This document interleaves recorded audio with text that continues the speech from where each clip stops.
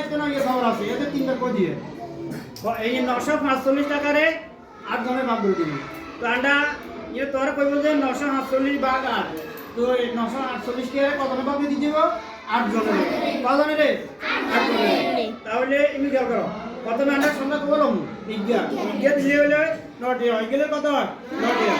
9 টাকারে 8 জনের ভাগ দিলে 1 টাকা করিয়া করে 8 একে 8 একে 8 ভাগ করে 1 9 নিচে 8 এই গেলে না সবাই তারপরে হলো 9 তুন 8 গেলে 8 থাকে কত 1 দি 8 এর ভাগ জানা লগদি 4 আছে 4 নামাম দি তাহলে কত হইছে 14 কত হইছে 14 টাকারে আবার 8 জনের ভাগ করে দিই তাহলে এক জনের কত টাকা করি হইব 1 টাকা 8 একে 8 দিবা দিলে 8 দুগুণ 16 আমরা আগে জানছি যে হয় মিলতে হবে না কম যাবে তাহলে একবার দিমু 8 একে 8 এবার 14 নিচে 8 বইব 14 নিচে কি বইব 8 4 ইয়া তুমি 8 ইয়া দাইতো কারণ ইয়া তুমি হাত করলে 14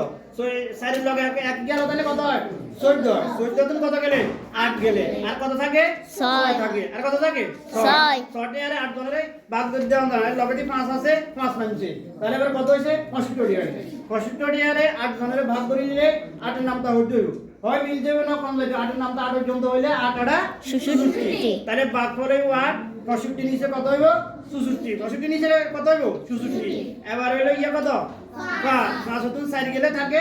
1 অঙ্ক মিলছে নাকি মিলছে নি না লাস্টে জিয়া থাকে ইয়ারে কি কয় ভাগশেষ বা অবশিষ্ট তাহলে 945 টাকারে 8 জনে ভাগ করে দিলে এক জনে কত করিয়া 118 টাকা কত টাকা 118 টাকা 118 টাকা 18 টাকা নি আর কি থাকে 1 টাকা কি থাকে অবশিষ্ট তাহলে তার উত্তরে কি হবে ভাগফল 118 ভাগশেষ 1 আর বুঝছেন না যাবে ঢুকে না ইমরান সবাই